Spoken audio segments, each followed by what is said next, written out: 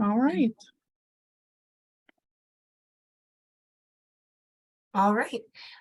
So my name is Ashley Osborne. I teach kindergarten at Bells Ferry Elementary, and this is my third year teaching.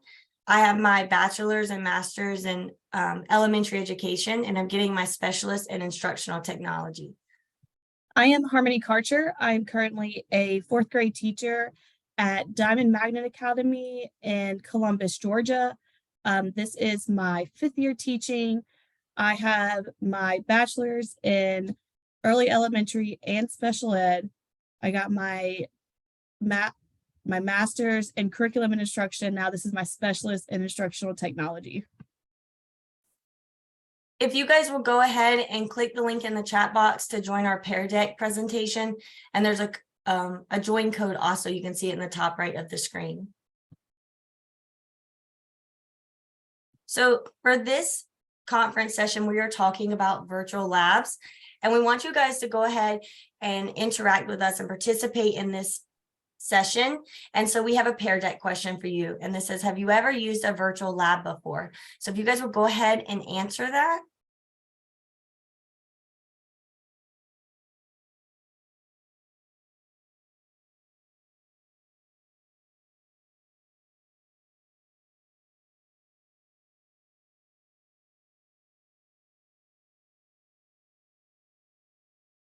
Okay, so we have a lot of no's and a few yeses. One yes. We got one yes and four no. Which this is perfect because our presentation today is just to let you guys know a little bit about virtual labs in elementary school. So welcome. You are now at your new school district. You are going to be your science teacher for your department. You have a room, you have some chairs, you have a desk, you got some stuff. We just want to let you know though that we did pay for this like STEM scopes, but you only get the online materials for teaching science. We did not buy you the stuff to do the experiments. If you want to do them, yeah, you can go get them and buy them yourself, but we have the lessons for you. So go and teach those kids science. This is a very typical classroom today for many teachers, where we are walking into a classroom and being expected to give these hands-on experience, but with no supplies whatsoever. So what is a virtual lab? Simply put, a virtual lab is a lab experience without the actual lab. So students will imitate experiences through simulation, and they will still be exposed to the data and tests. It's just in a virtual setting. So like always, we have that kind of ideal world in education where everyone has access to everything. We have the resources that is needed. We have all the supplies. We don't have to stress about it. We can be able to provide these experiences for our students.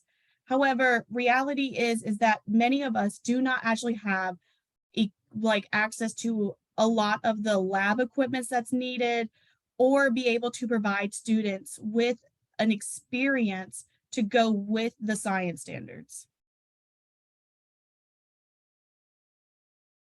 So we want to know about your school. So if you're on Pear Deck right now, if your school has all of the science materials needed, you're going to click over here.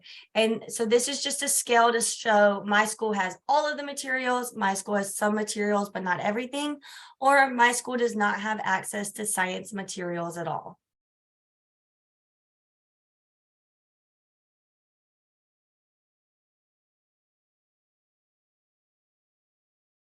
Okay, and as you guys can see on our screen, our scale is moving. People are moving around on there. It looks like we have a lot of people in the middle.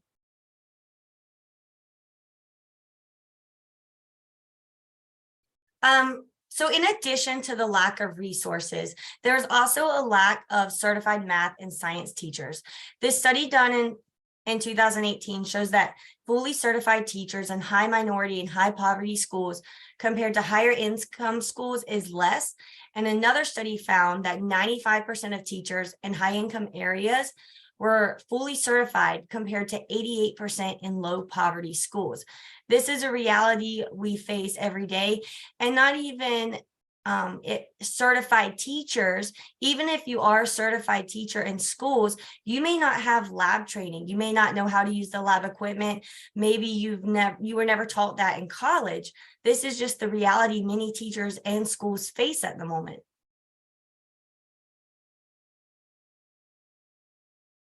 So there have been multiple studies done where it is showing that if there is a gap with math and science as early as kindergarten, it is very hard to try to close that gap by the end of third grade. We are seeing that with when the gaps are there and when the gaps are started, they just keep widening, and it does not, it gets harder and harder each year to be able to close that widening gap. And if you are all teachers, if you take your knowledge of weathering, you know that if a rock has a crack in it, that crack is not going to close by itself. It's going to slowly over time get bigger and bigger. And this is an issue we're having. So unless teachers and schools are doing very specific measures and implementing strategies, the gap's not going to close by itself. Why is there inequitable access to lab? There are a few reasons. Some of these are lack of supplies, budget, equipment, or no lab space in the school. So as much as we wish money grew on trees and we had all the money in the world to give our students the best experiences, it isn't the reality for us. So virtual labs remove that cost and make it easier for us to support our students. In addition to that, not every school has the space. I know at our school, we're bursting through the seams. People keep moving here and we have no space. We have nowhere to go. Equipment is also expensive. A microscope can cost up to $90. And a lot of times the reality teachers face is we are expected to provide these amazing experiences for our students and use money out of our own pockets. I know I have used my own money to buy supplies, to do fun activities. Like right now we're doing the ABC countdown to the end of the year, and everything that we are doing, I am buying. We don't expect other professions to do this. We don't expect surgeons to buy the operating table, but teachers are expected to do this. And so virtual labs can help fix these issues. Teachers can stop spending their own money and use technology to create meaningful experiences for our students. And so one of the good things that has actually come out from the pandemic is that we have now seen that there has been a huge increase of one-to-one technology with students. So many schools already have student devices as a result of COVID-19. 90% of educators said that there was at least one device for every middle and high school by March of 2021.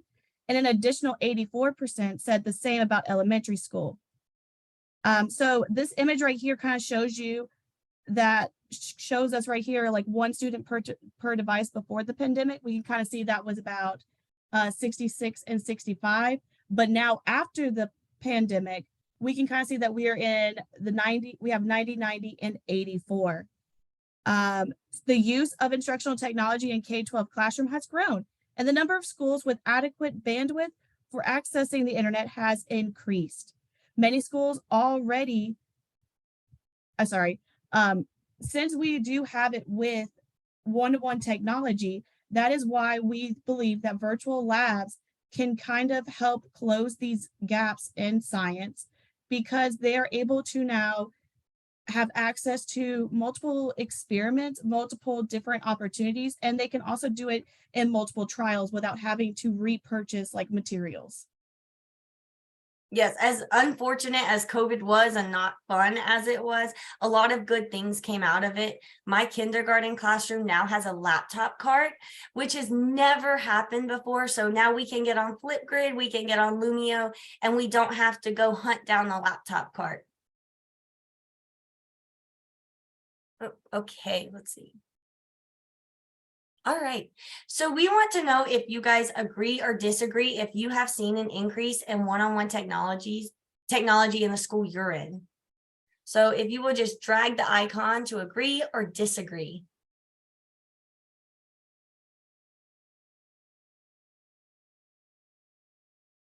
Okay, so it seems like we all have seen an increase in technology, which is a really great thing for us.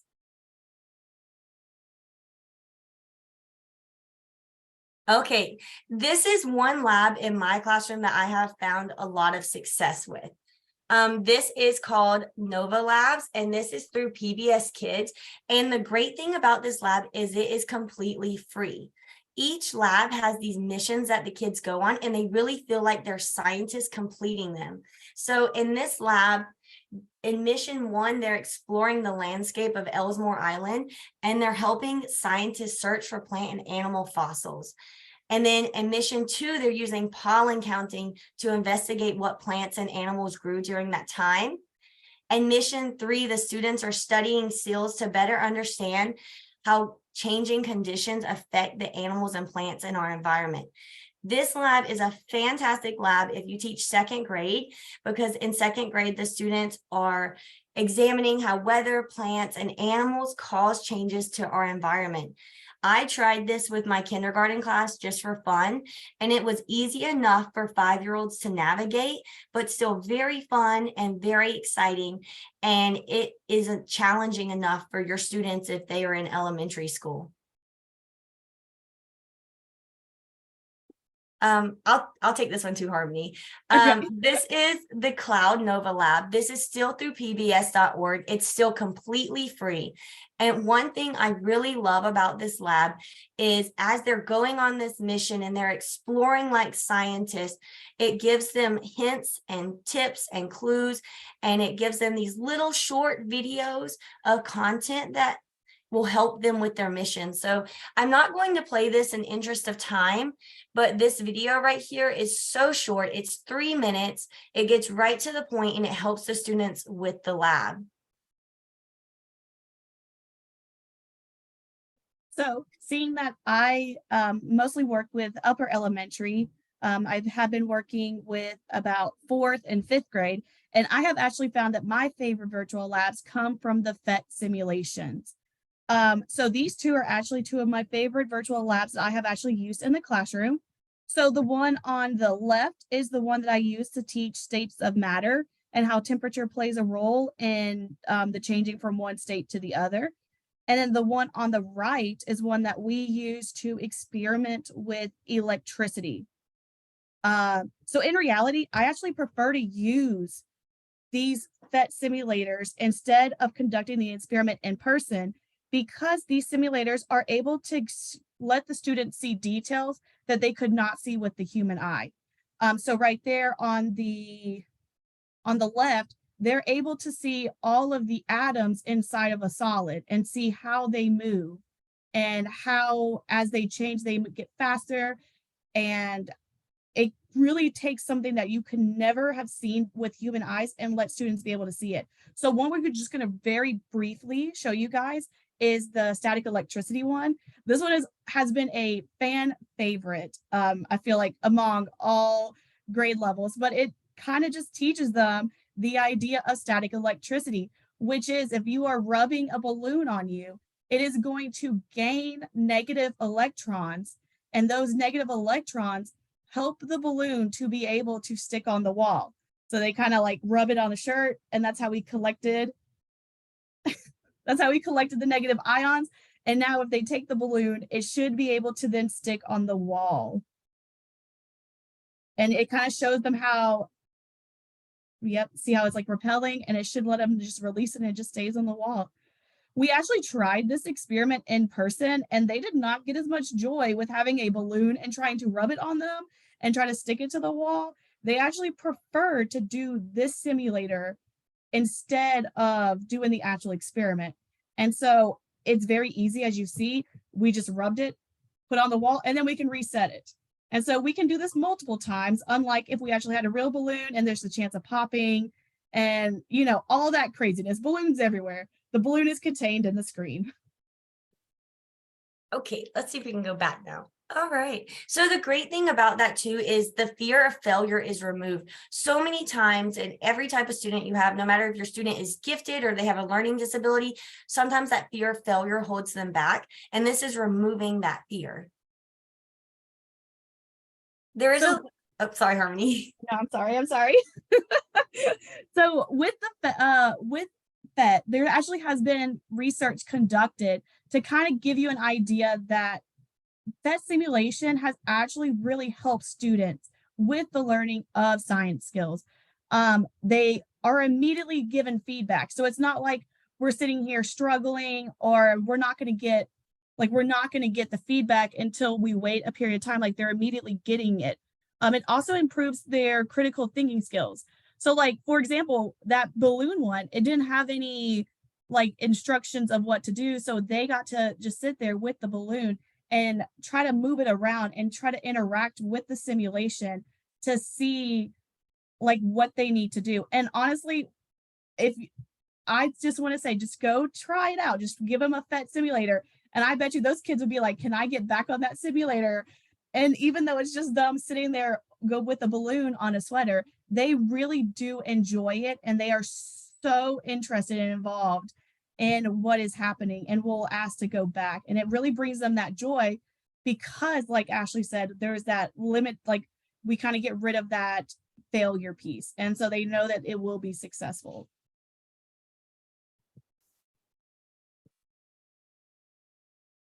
All right, here's another one we can show you guys very quickly. This is if the moon were only 1 pixel. So this sorry, one, trying to see it. You're what? Sorry, I can't see it. I'm trying to find it. Oh no. Okay, while she's trying to find it. Not all virtual labs have to have that standard traditional lab model. So many times teachers have to teach us concept that it kind of feels impossible to bring it down to scale. And so when we think of like virtual labs, we do think of that like idea of the experiment, you know, you're making your hypothesis and you're going through like that, or the EDP step. But this is also an example of a virtual lab, which is where if it was a pixel, it's trying to show students how huge the solar system is. And that is, I know right now I teach 4th grade, so that's a very hard concept. And when we actually sat here and did this, they were so shocked at how far things are, like how far planets were spaced throughout the solar system. And so like right there, that is to scale Mercury. And so this is just a nice little example of taking, again, like a bigger concept and really trying to help students understand it. And so we felt like this was also a good example of a virtual lab. There are many advantages to virtual labs. Some of these include accessibility, lower cost, greater safety, less time to complete, and smaller space requirements. Also, students get that immediate support. They immediately see what happens when they're changing variables. You don't have to have a lab room in your school to do this. If you're a high school teacher and you're using chemicals, you know chemicals can be dangerous if they get on your skin or your eyes. A virtual lab can remove that safety issue, and they can be repeated. These labs can be repeated over and over again. Students who are second language learners or they have a learning disability, if they're in your classroom and you're in a physical lab space, they might miss something and they might leave that lab feeling unsure. Whereas in a virtual lab, they can go home and access this with their parents and they can try it again and they can gain that confidence when they're completing science experiments. There are a few disadvantages to consider. Sometimes there are limited chances to investigate with your senses. If you're in a virtual lab, you may not be able to use your sense of touch or smell or taste. And students may not understand lab safety and how to use the equipment.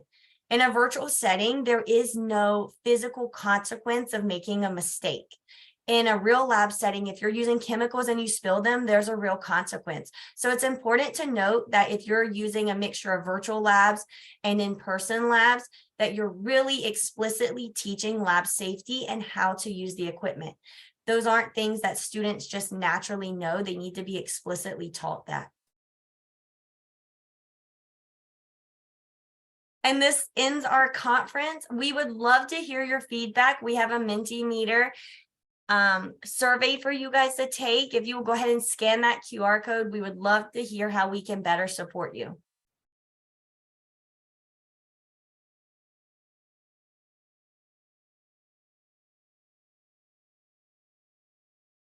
And then there was one question in the chat which asked about if on the PhET simulation, if they follow the Georgia standards. So with the PhET simulation, when you go to their website, it actually just has it all listed by the science skill. So like, for example, for the static electricity, I was able to just go on there and just look up static electricity, and it lists like the experiments that they have. Let me pull that up so you guys can, if you would like, we have time to show you that, because I know that was a question.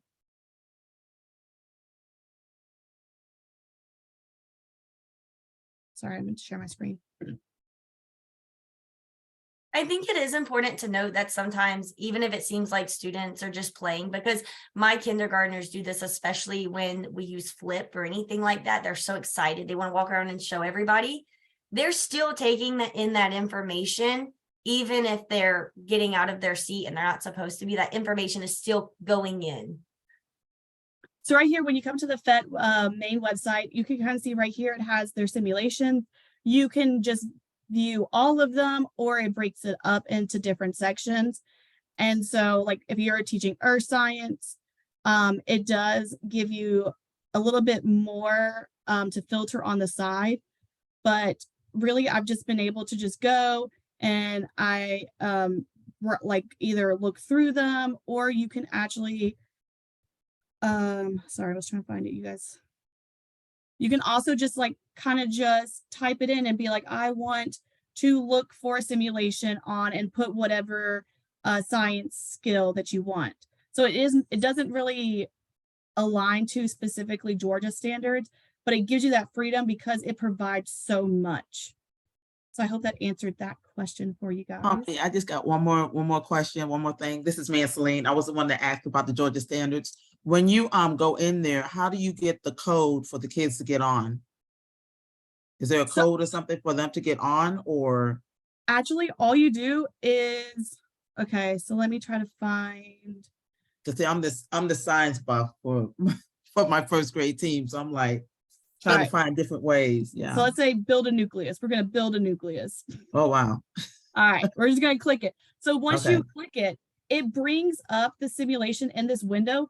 All you have to do is copy this link and then just paste it for them to have access to.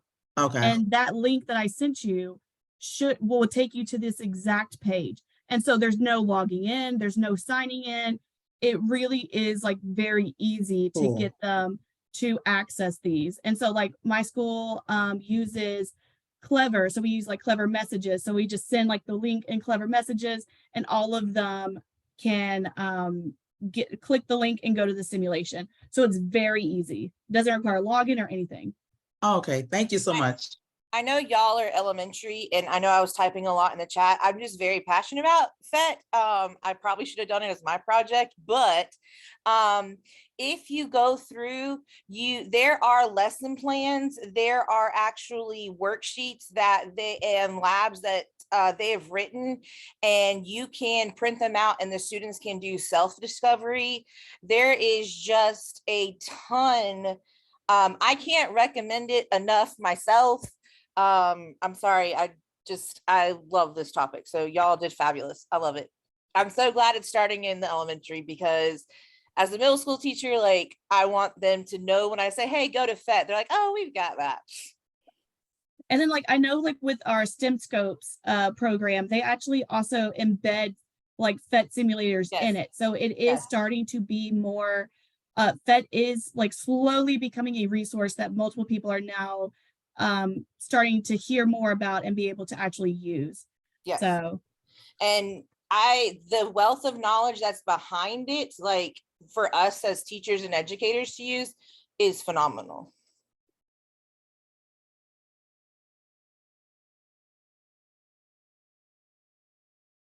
all right. Are there any other questions we might be able to answer?